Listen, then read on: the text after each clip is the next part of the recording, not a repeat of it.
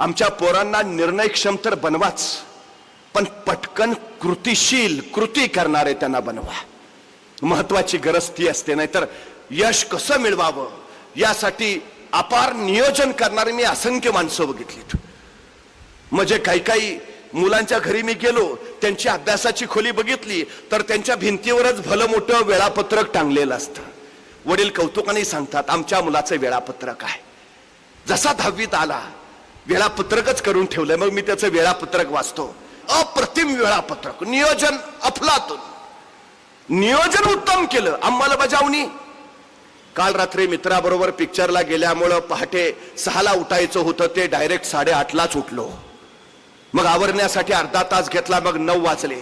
9 वाजता माझा भूगोलाचा अभ्यास करण्याचा वेळ होता, पण माझं भूगोलाचं पुस्तक मित्रांनं नेल्यामुळं माझ्याकडे अभ्यासाला पुस्तक नव्हतं. मग वेळापत्रकानुसारच अभ्यास करणं बंधनकारक असल्यामुळं त्या विषयाच्या जागी दुसऱ्या विषयाचा अभ्यास करून चालणार नव्हतं. मग मी 1 तासभर खेळायला बाहेर गेलो. 10 वाजता परत आलो. मग शाळेला आवरून शाळेत गेलो. संध्याकाळी मित्रांबरोबर क्रिकेटचा डाव प्रचंड रंगला. 1 तासभरच खेळायचं होतं, पण नंतर मित्रांच्या आग्रहामुळे 2 तास खेळलो. त्यामुळे घरी यायलाच मला 7:30 वाजले. मग आई पण म्हटली की गरम गरम पुऱ्या केल्यात, पटकन खाऊन घे. मग 9:30 वाजता जेवणाचं टाइम मी 8:30लाच जेवून घेतलं. खरं तर संध्याकाळी मला इंग्रजीचा अभ्यास करायचा होता, पण आता पुऱ्या खाऊन खाऊन पोट इतकं फुगलं होतं की झोपल्याशिवाय पर्यायच नव्हता. उद्यापासून वेळापत्रकाप्रमाणे वागायचं ठरवून मी मग झोपी गेलो. उत्तम नियोजन आहे, अंमलबजावणी.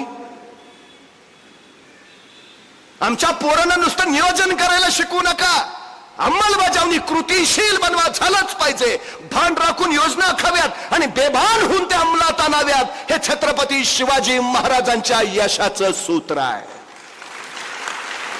50 वर्षाचं आयुष्य आहे महाराजांचं, पण या 50 वर्षाच्या आयुष्यात एकही घटना अशी नाही, एकही प्रसंग असा नाही की ज्याचं महाराजांनी नियोजन केलं नाही. अहो ते जाऊ द्या, जन्माला येण्या अगोदरच ज्यांच्या आयुष्याचं नियोजन ठरलंय असा महापुरुष जर कुणी या सृष्टीत जन्माला आला असेल तर ते आहेत छत्रपती शिवाजी महाराज.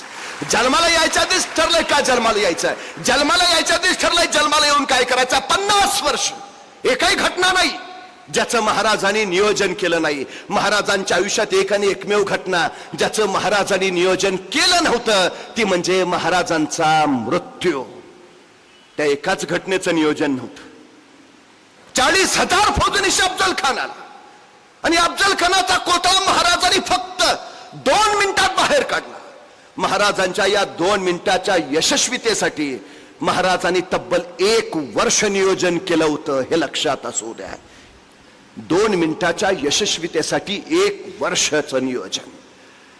मग आम्हाला आमच्या आयुष्याचं ध्येय गाठायचं आहे, आम्हाला किती नियोजन करावं लागेल, किती कृतिशील अंमलबजावणी करावी लागेल. सगळ्यात महत्वाचं आहे ते, सगळ्यात महत्वाचं. आमच्या पोरांना ते नियोजन, ती कृतिशीलता, तीच जबाबदारीची जाण आणि भान त्याला येऊ द्या. सगळ्यात महत्वाचं. शाळांमध्ये जीवशास्त्र शिकवलं जातं पण जीवनशास्त्र नाही. शाळांमध्ये चित्रकला शिकवली जाते पण चरित्रकला नाही. या जीवशास्त्राबरोबर जीवनशास्त्राची, चित्रकलेबरोबर चरित्रकलेची गरज आहे.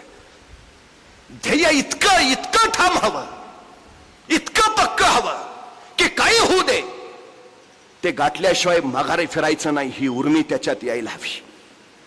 आमचे तानाजी कोंडाणा घ्यायला गेले, झुंज अफाट झाले. उदय भानशी झुंचा झुंचा तानाजी पडले. आता तानाजी मालूसरेच पडले म्हणलं मराठी सैन्य पाठीला पाहिलं आणि पळत सुटलं. सूर्याजीने बघितलं आणि सूर्याजी ताडकनाडवाला पळत्या कुठे भेडासारखे तुमचा बाप इथं मरून पडलाय आणि त्यांनी परतीचे दोर कापून टाकले आणि कडाडले सूर्याजी. आता शत्रूशी लढून मरा नाहीतर दरीत उड्या टाकून मरा. मराठ्यांनी दरीत उड्या मारून मरणं पसंत केलं नाही, लढणं पसंत केलं. आणि बघता बघता तासा बराच शत्रूचा खुर्दा पडला आणि कोंडाण्यावर विजयाचा भगवा फडकला. यश मिळवायचं आहे ना. आमच्या पोरांना स्पष्ट सांगा, परतीचे दोर पहिले कापून टाक. ज्यांच्यासाठी पर्याय तयार असतात ती माणसं ध्येयापर्यंत कधीच यशस्वीपणे पोचत नाहीत. कारण पर्याय पर्याय सगळ्यात महत्वाचं. संपून टाका पर्याय. काय ठरलंय, डॉक्टर व्हायचं आहे, बघायचंच नाही काय दुसरं, काय व्हायचं इंजिनियर बघायचंच नाही, बस ध्येय निश्चित, पक्का ध्येय, ठाम निश्चय हवा, निश्चयाचा दृढ निश्चय व्हायला हवा. दृढ निश्चयातून झपाटलेपण येतं आणि ते झपाटलेपण मग तुमच्या सगळ्या शक्ती तुमच्या ध्येयाप्रती केंद्रीभूत करतं आणि तुम्हाला ते पुढं पुढं पुढं झपाटल्यासारखं ध्येयाकडे नेत जातं. ते तुम्हाला मागं परतूच देत नाही, माघारी फिरूच देत नाही, ते लढाईला सतत प्रवृत्त करतं. हा निश्चय, निश्चय तुम्हाला घडवतो, आढळ ध्रुवासारखा ध्रुव पदावर पोहोचवतो. निश्चय, तो निश्चय कृतीतून येतो. छत्रपती शिवाजी महाराजांचा हा निश्चय होता. जगाच्या इतिहासात सगळ्यात अल्प काळात घडलेली क्रांती आहे. 750 वर्षाचं पारतंत्र्य महाराजांनी फक्त 35 वर्षात हटवलंय. फक्त का, कसं शक्य झालं? 12 वर्षाचे होते शिवबाराजे. शहाजीराजे मासाहेब जिजाऊंनी निर्णय घेतला, थोरले पुत्र संभाजीराजे शहाजीराजांबरोबर कर्नाटकात राहतील, ते कर्नाटकात राज्य विस्तार करतील. धाकटे पुत्र शिवबाराजे मासाहेब जिजाऊंच्या सोबत महाराष्ट्रात येतील, ते महाराष्ट्रात राज्य विस्तार करतील. 12 वर्षाचे शिवबाराजे मासाहेब जिजाऊंच्या सोबत पुण्याकडे यायला निघाले. त्यावेळी आपल्या या 12 वर्षाच्या पुत्राला एका पित्यानं काय द्यावं? शहाजीराजाने आपल्या पुत्राला काय द्यावं? आमचा मुलगा कुठे निघाला, आम्ही काय देतो? डबा, वेळेवर खा, आणखी काळजी असेल तर सांगतो नीट जा, नीट ये.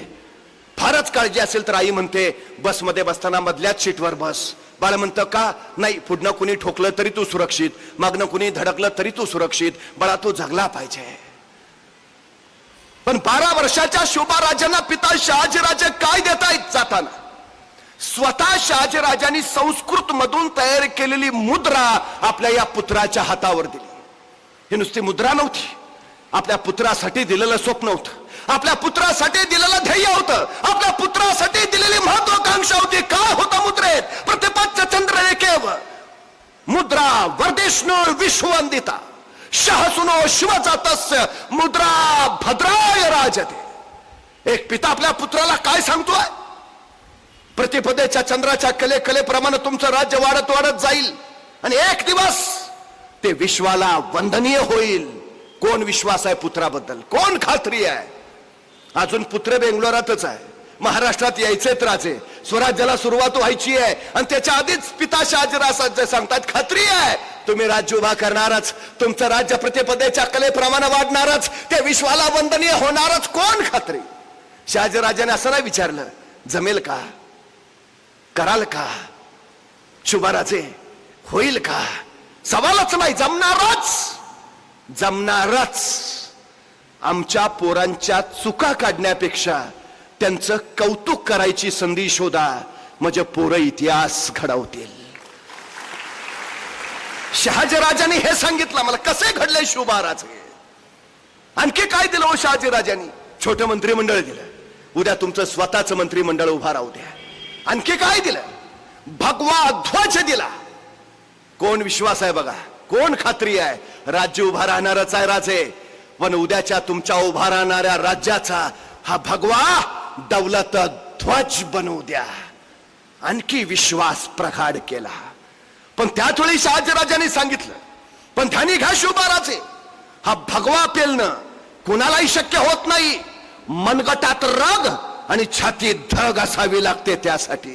कारण हा भगवा साधा नाही, हा भगवा प्रभू श्री रामचंद्रांचा आहे, हा भगवा भगवान श्रीकृष्णांचा आहे, हा भगवा रामकृष्णारी म्हणत वारीला जाणाऱ्या वारकऱ्यांचा आहे, हा भगवा हर हर महादेव म्हणत रणांगणावर कोसळणाऱ्या धारकऱ्यांचा आहे, हा भगवा त्यागाचा, भगवा समर्पणाचा, भगवा शौर्याचा, भगवा पराक्रमाचा. राजे हा भगवा भगवा फडकत राहू द्या.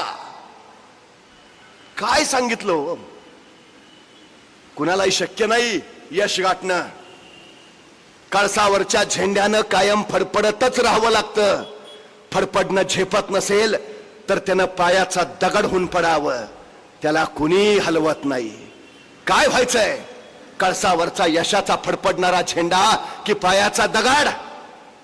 राजे सांगतायत आपल्या पुत्राला, यशाचा ध्वज फडकायचा असेल तर शौर्य गाजवावं लागेल, पराक्रम दाखवावा लागेल, त्याग करावा लागेल, समर्पण द्यावं लागेल, तेव्हा ध्येय सिद्धीस जाईल.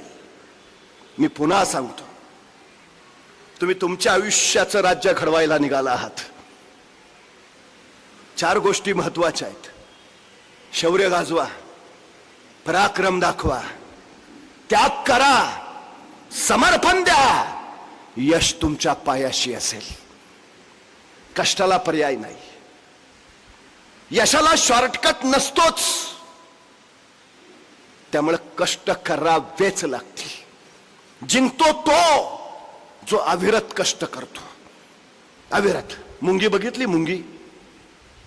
मुंगी केवढीशी, तिचं डोकं केवढंस, डोक्यातला मेंदू केवढासा, तरी पण त्या मुंगीला बरोबर कळतं कुठल्या गावातल्या कितव्या आळीतल्या कितव्या घरातल्या कितव्या खोलीतल्या कितव्या कपाटावरच्या कितव्या फळीवर किती नंबरचा साखरेचा डबा आहे. रस्ता दाखवावा लागत नाही, मार्ग सांगावा लागत नाही. इवलीशी मुंगी पण आपल्या ध्येयापर्यंत पोचते. ध्येय ठरलंय. अरे इवलीशी मुंगी जर ध्येयापर्यंत पोचत असेल तर आम्हाला ध्येय गाठायला अडचण काय आहे? मुंग्या आंधळ्या असतात. मुंग्यांना दृष्टी नसते. तुम्हाला जे दिसतात ते मुंग्यांचे डोळे नव्हेत. मुंग्या आंधळ्याच असतात. पण तरीही मुंग्यांची रांग कधी चुकत नाही. तुम्हाला चुकलेली दिसणारच नाही. शिस्त मुंगीकडनं शिकावी. किती संकट येऊ दे, मध्ये छोटी मोठी दगड आणखी काय काय येऊ दे, भिंतीवर चढता चढता ते पुन्हा पुन्हा कोसळू दे, ढासळू दे, ती प्रयत्न सोडत नाही. ती परत उठते, परत चालायला सुरुवात करते. सातत्यानं चिकाटीनं पुढे जात राहते. सातत्य हेच यशाचं सूत्र आहे. इवलीशी मुंगी तुम्हाला दाखवते. सतत काम करणारी मुंगी यशस्वीच होते. काय काय मुलं आम्हाला विचारतात, हो इतकं काम करायचं वे, मरायचंय का? कोण म्हटलं कामाने माणूस मरतो? कामाने माणूस कधीच मरत नाही. माणूस कामाच्या ताणाने मरतो. हे पहिलं लक्षात असू द्या. ताण कधी वाढतो? काम रेंगाळलं की, रेंगाळून साठवत ठेवलं की, साठवून त्याचा डोंगर झाला की, आणि मग त्या अंगावर कोसळलं की मग ताण येतो. वर्षभर अभ्यासच करायचा नाही आणि परीक्षा आली की पुस्तक घेऊन बसायचं. आता कसं होणार? खतम. सातत्यानं अभ्यास करणारी पोरं परीक्षेच्या काळात निवांत असतात. कारण सगळं अभ्यास झालेला असतो. टेन्शन मध्ये ती असतात ज्याने अभ्यास साठवून ठेवलेला असतो. मुंगी सांगते सतत काम करा, काही होत नाही. अहो सतत काम करून जर माणसं मरत असती तर सकाळी जन्माला आलेली मुंगी 12 वाजताच रामनाम सत्य व्हायला पाहिजे. मुंग्या किती जगतात माहितीये? इवल्याशा मुंगीचं सतत काम करणं आयुष्य किती असतं? मुंग्यांच्या काही प्रजाती 30 ते 35 वर्ष जगतात. लक्षात असू द्या. सतत काम करणारी माणसं दीर्घायुषी ठरतात आणि निवांत आरामात राहणारी माणसं अल्पायुषी असतात. दीर्घकाळ जगायचं असेल तर सतत कष्ट करत राहा. हे यशाचं सगळ्यात महत्वाचं सूत्र आहे. दर 7 सेकंदांनी एक थेंब पडतो. ते अमेझॉनचं उगम स्थान आहे. दर 7 सेकंदांनी एक पाण्याचा थेंब. 7 सेकंदाच्या एका थेंबानी जगातली सगळ्यात लांब नदी तयार झाली, अमेझॉन. पण हजारो वर्ष झाली दर 7 सेकंदाला पाण्याचा एक थेंब पडतोच. हे सातत्य तुम्हाला यश देत. पाण्याचा एक थेंब कठीण वज्रासारख्या दगडावर अविरत पडत राहतो आणि एक दिवस तो दगड फुटतो. दगड काय पाण्याच्या थेंबाच्या ताकदीने फुटला नाही, त्याच्या सतत पडणाऱ्या सातत्याच्या सामर्थ्यानं फुटला. तुमच्यात काही असू दे काही नसू दे, तुमचं सातत्य तुम्हाला यश देतं. हे पहिलं लक्षात असू द्या. सतत कार्यरत राहा, कृतिशील राहा, करत राहा. मी पुन्हा एक गोष्ट सांगतो. एक साधू होता आणि तो साधू नाचायला लागला की पाऊस पडायचा, नाचायला लागला की पाऊस पडायचा. त्याच्या चमत्काराची चर्चा आसपासच्या सगळ्या भागात पसरली. 4-5 बंडखोर पोरं त्या साधूंकडे गेली. म्हणे तुम्ही नाचायला लागले की पाऊस पडतो? साधू म्हटले भगवंताची कृपा. अशी कशी कृपा? तुमच्यावर कृपा होते तर आमच्यावर पण व्हायला पाहिजे. तुम्ही नाचल्यावर पाऊस पडत असेल तर आम्ही नाचल्यावर सुद्धा पाऊस